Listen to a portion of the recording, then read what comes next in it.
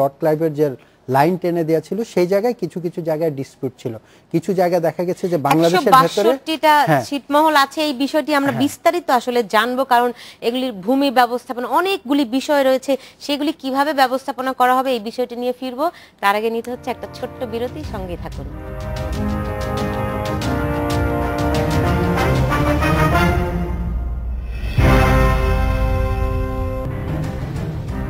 বিরতির পর ফিরে এলাম, দেখছেন বাংলাদেশ এখন।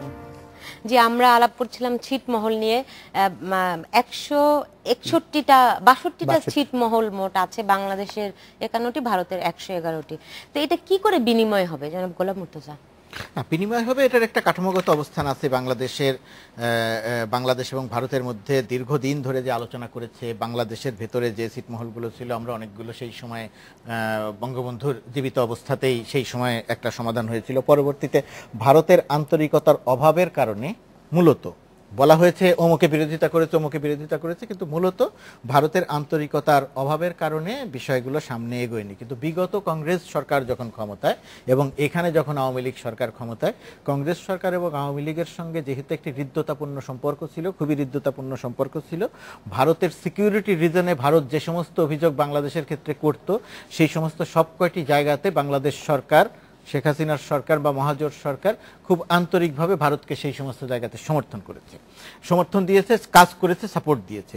এর প্রেক্ষিতে এসে দুটি প্রসঙ্গ আলোচনায় এসেছে।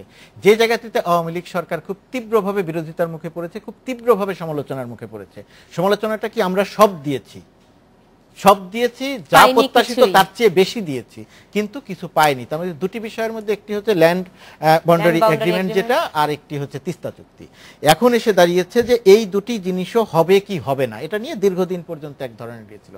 কিন্তু বিগত এই সার্ক সম্মেলন তো বটেই, তার কিছুদিন আগের থেকেই একটি বিষয় বোঝা যাচ্ছিল, কিছুদিন না, খুব বেশি দিন আগে নয়, বোঝা যাচ্ছিল যে এই দুটি বিষয়ের মধ্যে একটি কাজ অন্তত হতে যাচ্ছে, সেটা হচ্ছে এই ল্যান্ড বাউন্ডারি এগ্রিমেন্ট। যদিও আসামের খুব তীব্র প্রতিবাদ ছিল, এখনো যে একেবারে প্রতিবাদ নেই তা না, কিন্তু এই জায়গাটিতে আমি যেটা বলতে চাই এখন, এটা শেখ হাসিনা সরকারের একটা সাফল্য এই কারণে যে একটি সরকার যখন একটি কাজ করতে ব্যর্থ হন, তখন যখন আমরা সমালোচনা করি যে সরকার এই কাজটি যেভাবে দায়িত্ব পালন করা উচিত ছিল সেইভাবে দায়িত্ব পালন করতে পারেননি, সুতরাং এটা সরকারের পরিষ্কার করা উচিত। কিন্তু এই জায়গাতে আমি মনে করি শেখ হাসিনা সরকারের একটা বড় সাফল্য যে দুটি জায়গার মধ্যে একটি জায়গায় তারা মোটামুটিভাবে একটা সমাধানের জায়গাতে পৌঁছেছে, এবং এটি আমার ধারণা যে আগামী 2-3 মাসের মধ্যে এই বিষয়টি সমাধান হয়ে যাবে, ল্যান্ড বাউন্ডারি এগ্রিমেন্ট।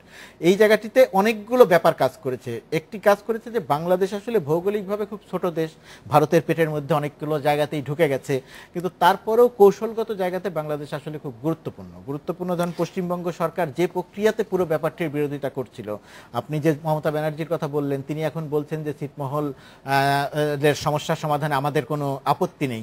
এইখানে আসলে বাংলাদেশ ভারতের কেন্দ্রীয় সরকারের সঙ্গে যেহেতু বাংলাদেশের একটা সুসম্পর্ক, এবং কেন্দ্রীয় সরকারের সঙ্গে যেহেতু মমতার এক ধরনের টানাপোড়েন, এবং সেই জায়গাটিতে পশ্চিমবঙ্গে কিছু বিস্ফোরণ, কিছু সিকিউরিটি জনিত কিছু বিষয়ের কারণে মমতা যে সময়টা এক ধরনের টানাপোড়েনের মধ্যে আছেন, সেই সময় আমি মনে করি যে শেখ হাসিনা সরকার এক ধরনের ম্যাচুরিটির পরিচয় দিয়ে কেন্দ্রীয় সরকারের সঙ্গে যোগাযোগটা, কোন প্রেক্ষিতে কি কারণে আসলে এরকম একটা সিদ্ধান্তে পৌঁছতে পারলেন সেই বিষয়টি জানবো।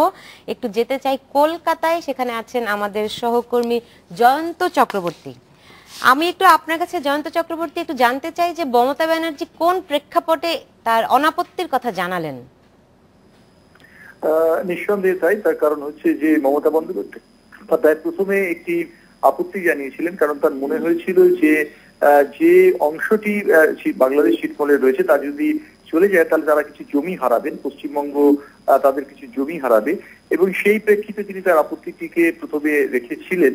এবং আপনি নিশ্চয়ই জানেন যে যখন প্রধানমন্ত্রী সফর ছিল তখন মমতা বন্দ্যোপাধ্যায় তার সঙ্গে যাবেন বাংলাদেশে, সেখানে গিয়ে দুটি প্রকল্পে তিনি শিলমোহর দেবেন, একটি তিস্তা জল প্রকল্প এবং অন্যটি হচ্ছে এই বিষয়টি অর্থাৎ ছিটমহল বিনিময় প্রকল্প। কিন্তু শেষ মুহূর্তে মমতা বন্দ্যোপাধ্যায় দেখে বসেন। এই ঘটনাটিকে কেন্দ্র করে সেই সময় বিস্তর জল ঘোলা হয়েছিল, আন্তর্জাতিক খবরও হয়েছিল। তার পরবর্তী পর্বে আমাদের অতিথি যিনি ছিলেন এক্ষুনি যে কথাটা বলছিলেন যে পরিবর্তিত পরিস্থিতিতে রাজনীতিতে কখনো শেষ কথা হয় না, এবং খুব সত্যি কথা বলতে কি কেন্দ্রীয় সরকারের সঙ্গে মমতা বন্দ্যোপাধ্যায়ের এখন যে পরিস্থিতি দাঁড়িয়েছে তাতে একটা মমতা বন্দ্যোপাধ্যায় কোথাও দেখে মনে হচ্ছে তার এই সিদ্ধান্তগুলি কোনো কোনো ক্ষেত্রে তার হঠকারী রাজনীতির পরিচয় হচ্ছে, এরকমই একটি ধারণা জনমানসে প্রথিত হচ্ছে। সেখান থেকে বেরিয়ে আসার তাগিদে তিনি কিছুদিন আগেই জানান যে ছিটমহল বিনিময় চুক্তিতে তিনি অবশ্যই সায় দেবেন, এবং সেই মত অনুযায়ী সঞ্জয় মিত্র রাজ্যের মুখ্য সচিব তিনি কেন্দ্রীয় সরকারকে তা জানিয়ে দেন। এরপর মুখ্যমন্ত্রীর উত্তরবঙ্গ সফর ছিল এবং আজকে প্রায় লাখখানেক মানুষের উপস্থিতিতে একটা ঐতিহাসিক মুহূর্ত তৈরি হয়েছিল, যেখানে তিনি বলেন যে ছিটমহল বিনিময় চুক্তিতে তার কোনো আপত্তি নেই। তিনি বুঝতে পেরেছেন যে মানুষের মাথার উপর ছাদ, তাদের ঠিকানা, তাদের ভোটাধিকার, তাদের পরিচয় দেওয়ার প্রয়োজনীয়তা রয়েছে, এবং যেহেতু তার সরকারের তিনি স্লোগানটি রেখেছেন মামাটি মানুষের সরকার, তিনি বলেছেন মানুষের সাপেক্ষে। তবে এ বিষয়ে বলে দেবার কোনো অপেক্ষা রাখে না যে মমতা বন্দ্যোপাধ্যায় যিনি প্রথমে তিনি যখন কেন্দ্রীয় রেলমন্ত্রী ছিলেন তখন তিনি ছিটমহলের সপক্ষে বক্তব্য রেখেছিলেন। পরবর্তী পর্বে তিনি যখন ক্ষমতায় আসেন সেই সময় তিনি জমি হারানোর কথা বলে সেখান থেকে সরে যান। অর্থাৎ তার এই আচরণের মধ্যে কিছুটা স্ববিরোধিতা ছিল, কিন্তু পরবর্তী পর্বে এখন সব ভালো যা শেষ ভালো, এই আপ্তবাক্যটি আমরা বলতে পারি। কারণ সত্যি কথা বলতে কি যে দু দেশের ছিটমহলে যারা বাসিন্দা তারা কার্যত তাদের পরিচয়হীন হয়েছিলেন, আজ তারা পরিচয় পাওয়ার পথে এগোলেন। এবং এরপর সেই পরিচয় পাওয়ার প্রক্রিয়া কবে নাগাদ কিভাবে শুরু হতে পারে এই বিষয়ে কি আমাদেরকে কোন একটা ধারণা আপনি দিতে পারেন? হ্যাঁ, আমরা আজকে মমতা বন্দ্যোপাধ্যায়ের এই ঘোষণার পরই দিল্লিতে যোগাযোগ করেছিলাম এবং দিল্লি জানিয়েছেন যে তারা এই বিষয়টিকে খুব তৎপরতার সঙ্গে দেখছেন এবং বাংলাদেশের সঙ্গে যেহেতু ভারত একটি সুসম্পর্ক গড়ে তুলতে চাইছেন, নরেন্দ্র মোদী সরকার বিশেষ করে তাদের নিজেদের তাগিদ আছে আন্তর্জাতিক সম্পর্কের ক্ষেত্রে বাংলাদেশের সঙ্গে তাদের স্ট্র্যাটেজিক সম্পর্ক উন্নত করা একটা তাদের দায়বদ্ধতা রয়েছে এবং তাদের প্রয়োজনও রয়েছে। সেই দিক থেকে তারা ইতিমধ্যেই সিদ্ধান্ত নিয়েছেন যত দ্রুত সম্ভব এই প্রকল্পটিকে তারা রূপায়ণ করবেন। এবং এই রূপায়ণের পাশে যেমন চায়ের কাপ এবং ঠোঁটের মধ্যে অনেকটা ফারাক থাকে, সেই ফারাকটি রয়েছে বটে, কিন্তু যদি আন্তরিকতা থাকে, যে কথা একটু আগেই আমাদের অতিথি স্টুডিওতে বলছিলেন ঢাকায়, যে আন্তরিকতাটা প্রয়োজন, সেই আন্তরিকতার যথেষ্ট প্রয়োজন রয়েছে। সেই আন্তরিকতা যদি দুপক্ষ দেখায়, রাজ্য এবং কেন্দ্র দুপক্ষকেই দেখাতে হবে। এবং খুব সংক্ষেপে আমাকে আরেকটি বিষয় বলতে পারেন নাকি, যে তিস্তা চুক্তি কিংবা বাংলাদেশ ভারতের যে অভিন্ন 54টি নদীর বিষয়ে কোনো আলাপ আলোচনা কি চলছে? কারণ আমরা সার্ক সম্মেলনে কিন্তু দেখেছি ভারতের প্রধানমন্ত্রী নরেন্দ্র মোদী বাংলাদেশের প্রধানমন্ত্রীকে এই দুটি বিষয়ের ক্ষেত্রে আশ্বাস দিয়েছেন।